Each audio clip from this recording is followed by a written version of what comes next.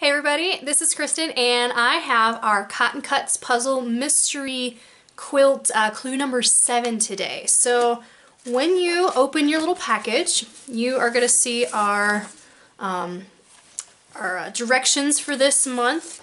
As always, they tell you exactly what comes in our packages, what sizes, and how many, and then also a tip and trick of how to make sure you have a scant 1/4 inch seam. Along with that, we have a block of the month, which is Hourglass, and on the back is a coloring sheet. And what Cotton Cuts does is if you color this in, post this to social media with the hashtag CCColor challenge, you can win 2 yards of fabric. So just make sure it's posted by the 15th of the month, and you might be the winner. I think I might actually do that this month. I keep meaning to, and I never get around to it. So there's that. If you want to be part of the upcoming puzzle, which ships next month, is the spring edition. I think there's still some signups left on their website, so check that out. And I definitely will be sewing along with you on the spring. So I'll have videos for the spring and 2019, and then the fall 2018. So yeah, looking forward to it. What we're making this month is we have 2 different pieces. One is just these squares with a rectangle on it. So pretty simple. And then the other one is 2 1/4 square triangles sewn together. So this is what yours should look like. Obviously colors are going to vary, and when you get ready to make it, make sure you have your color sheet. And that's going to tell you, you know, number 1 is this white fabric in my case, number 4 and 5 are different shades of orange, so it's really important to have it. So hopefully you have those handy still, and are ready to sew along with me. Like I said, it's number 7 out of 10, so we are almost through this, fall quilt, which is absolutely mind-boggling to me. So just, yeah, it's just going so fast. And that's pretty much all I have for you guys. For just the overview of this month. If you want to sew along with me, I'm going to be getting going in just a second. If you have questions, comments, concerns, as always, drop me a line below. Hit the subscribe button, the notification button so you never miss a video, and hit me a thumbs up as a like if you don't mind. I don't think I have much else to say for you guys right now, so if you're going to sew along with me, stand by. Okay, ready to sew? Hopefully, I am. So we are just going to use our handy dandy little how-to form. And I'm going to start with that square and rectangle section. So if you've sewn along with me before, you know I like to do chain piecing. So what I'm going to do is I'm going to start with the top 2, which is your number 4 and 6 squares. I'm going to put them right sides together, pretty sides together, and we are going to pin that in place. I'm going to do the same thing with the bottom half of this square. Pin and right sides together. So I've got my right sides together here. And I'm going to pin them and place them. So once I get done with this, I'm actually going to skip down to the second part of our projects because, like I said, I like to chain piece. It goes a little bit faster for me. So I'll put these 2 aside. I flip to the back of my page. There we go. And there's 2 different 1/4 square triangles that we're going to put together. So the first one is your number 1 fabric on top, and your number 4 fabric is on the left hand side. So here's my number 1 fabric, and here's my number 4 fabric. So essentially they're going to be like this, and then you have 1 fabric here and 1 fabric on the bottom. These are going to be biases though, so do make sure that when you are putting your biases together, you're not pushing, you're not scrunching, you're being very, very delicate. Think of it as there's some cute baby something or other, human, pony, kitten, whatever it is, and you really want to love on it, but you have to do so carefully. So I love my pieces of fabric. I love them. They're gorgeous, but you don't want to overhandle them. You want to be very gentle when you're working with these fabrics. Okay, so the second half of that particular quarter square triangle, your right color is going to be 6 and your bottom color is going to be your 1 again. So for me it's blue and white. So we're going to have pretty sides together, and I'm going to pin those. One thing that I do that helps is I look at the directions beforehand and I lay everything out the way it's supposed to be. So it's sitting on my desk right now and it's laying the way I want it. And that way when I'm talking to you guys right now, when I'm putting things together, I can just grab and go. It's a little bit easier for me to do that visually than it is to pick and choose among a bunch of piles on my desk. Alright, so your second quarter square triangle, you're going to have 1 on the top and your number 5 fabric on the left. So, hold on. I think I may have put some of these together a little bit wrong. So that's my number 1, that's my number 5. So that's my 1 and 5. So I'm not sure why I had it sitting with the other one, but this is my 1 and 4. So still those two touch, but it's with the other quarter square triangle that I was talking about. So even though I just said it makes it much easier, I'm kind of contradicting myself right now, but you know, they always say measure twice, cut once. In this case, since we're not cutting, it's lay out once, check many, many, many times before you sew it. But, alright. It's alright, we're moving on. And the second half of that is going to be your number 3 fabric with your number 1 fabric. And I think what I ended up doing as I was talking about it, I just realized that, is the first one I showed you was the other one. So the first one I showed you was actually my number 2, and the second one I showed you was my number 1, if that makes sense. Read your directions. Don't go off of what numbers I'm telling you. Alright. And I say that because the fabric I hold in my hand right now is actually my number 6 fabric. So something's a little wonky with the way I was laying it out. I think I had the top one and the bottom one swapped on my my desk here, so when I was talking about it I just kind of grabbed and there we go. Alright, so I now have a pile of 4 of these guys, 2 of these guys, and what I'm going to do is I'm going to sew those together.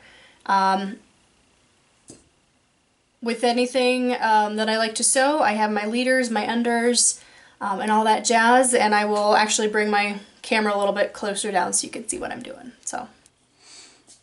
So I have all of my fabrics pinned. I've got my leader fabric already under my needle. This way, when I put my pretty fabrics through, it doesn't chew it up. And I'm just going to start by stitching a few in the leader fabric, and then just getting right into my chain piecing. So only go as fast as you are comfortable with, and I cannot tell you how many times I think to myself, oh my goodness, I love my 1/4 inch foot. So if you don't have one, seriously folks, you should buy one. Or have somebody buy it for you. But either way, it is a godsend. Because if you look back to my earlier videos, I was drawing 1/4 inch lines on all of my fabrics. Which works, but was so time consuming. And now I just have this foot on my machine and I can whiz through all of my fabrics, and it is glorious.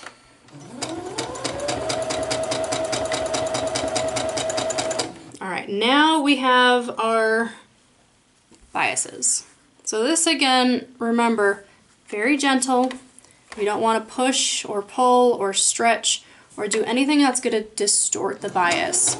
So a lot of folks don't like working with them just because they are so finicky. But I found if you just take your time, you're not rushing, and you're just gently helping it move through the machine, and really all you're doing is just moving your hands a little bit to guide it. That's literally all you need to do. The machine pulls it through for you, does all the work, so you don't have to. Let it have a couple stitches, and then I throw my next piece down and continue. So I'm just going to sew these last couple pieces together, and I will meet you over at my pressing mat. I have everything sewn. I've got all of my pieces over here on the mat, and we're just going to press them. So again, we're not moving the machine around, or the iron rather, we're just pressing down, lifting back up.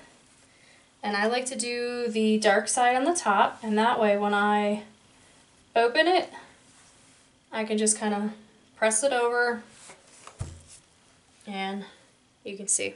Nice, you're not seeing any of the stitching on this line in here. Maybe back a little bit so you can see better. And it's nice and flat. So that's what you're going to want to do.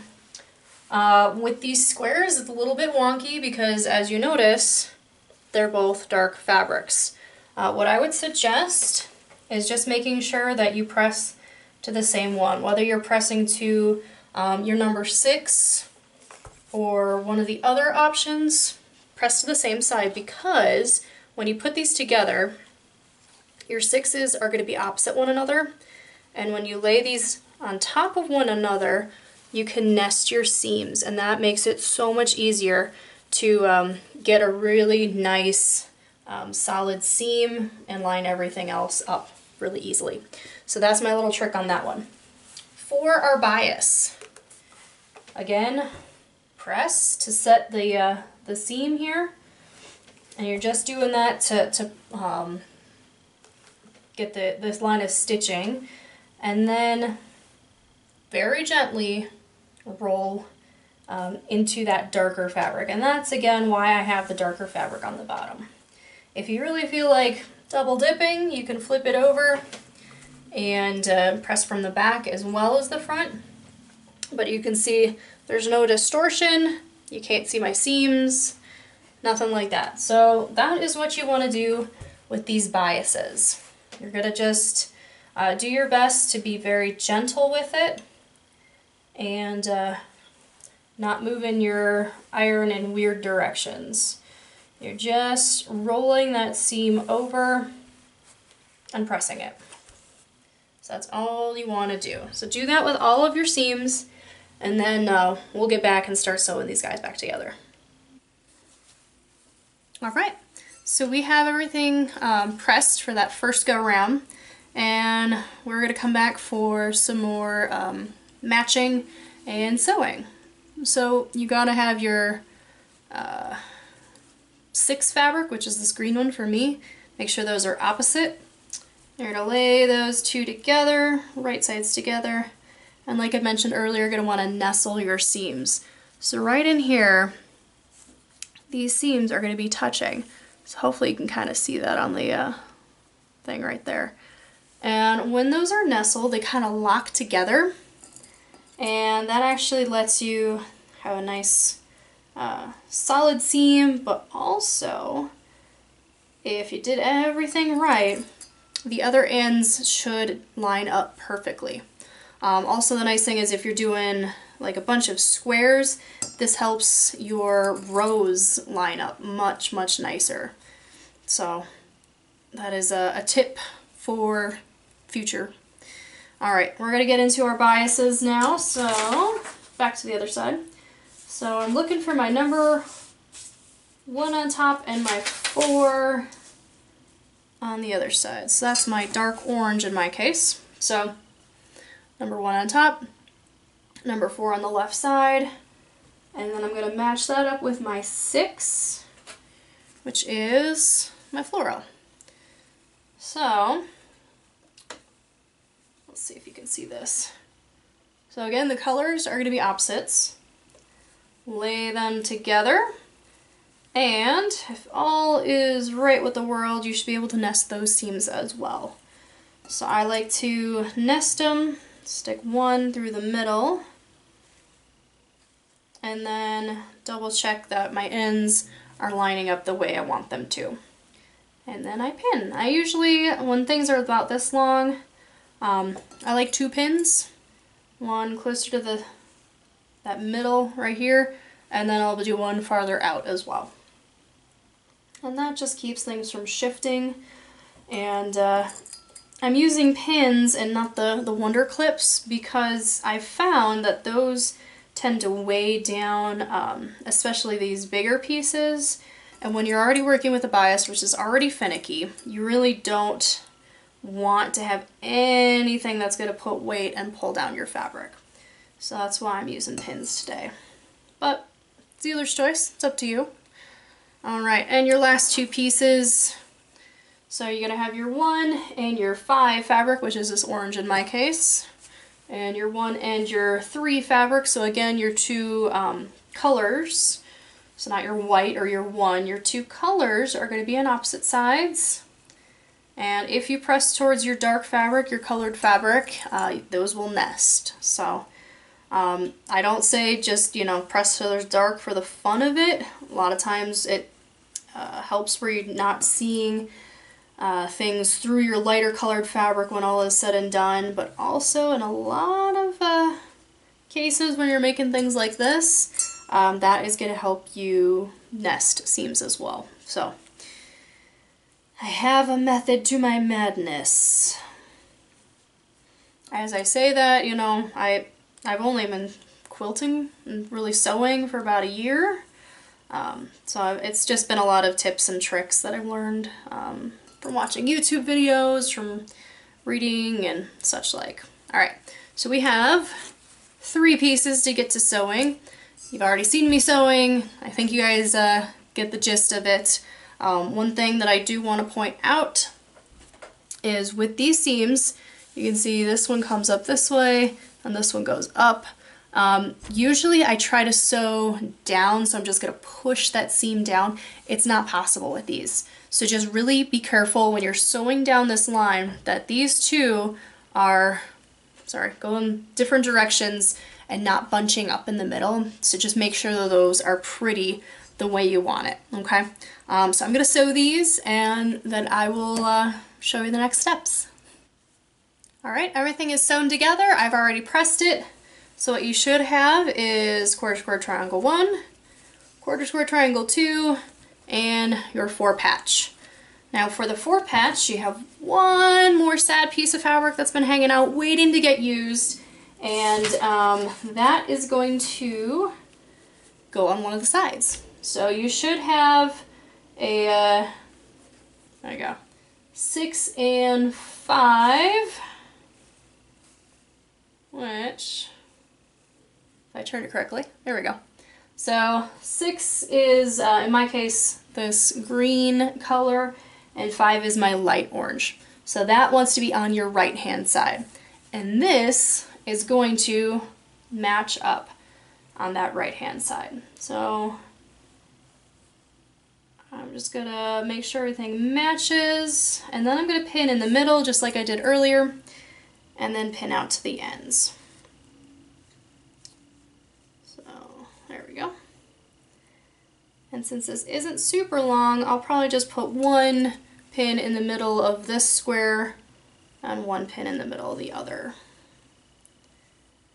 I don't need to pin it to death, but you do want to make sure that it's sturdy. Alright, and then for my 2 quarter square triangles, I'm going to find the one that has the 6, which again is this green. That's going to be, make sure the 6 is on the right hand side, but hopefully this isn't confusing. Right hand side of this square, but this square is going to be on the left hand side because your other one's going right here, okay? So your other fabric, you want your 5, which is this light orange, to be on the left. And hopefully it makes sense when you look at it, when you want your number 5 touching your number 6, okay? So, can match up your corners, and yay!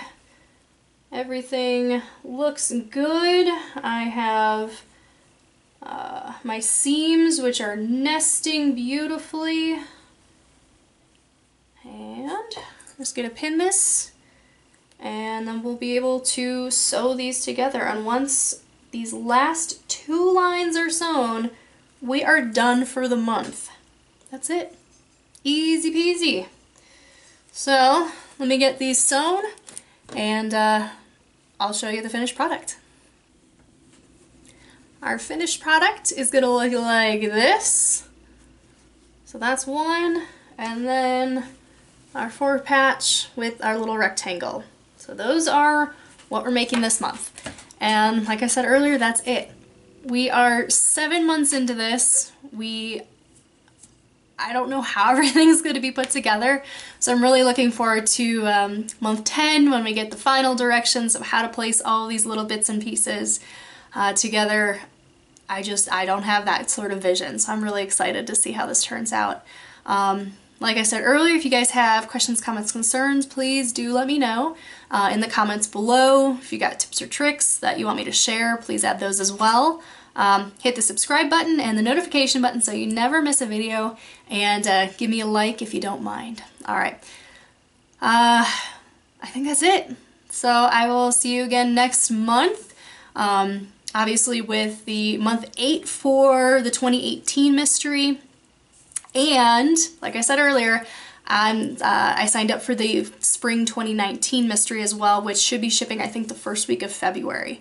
So I will, I'll be doing videos for that as well. So if you're sewing along with me here and doing the spring mystery, or you just want to live vicariously through me, either works. But hopefully I will see you there soon. Thanks, guys.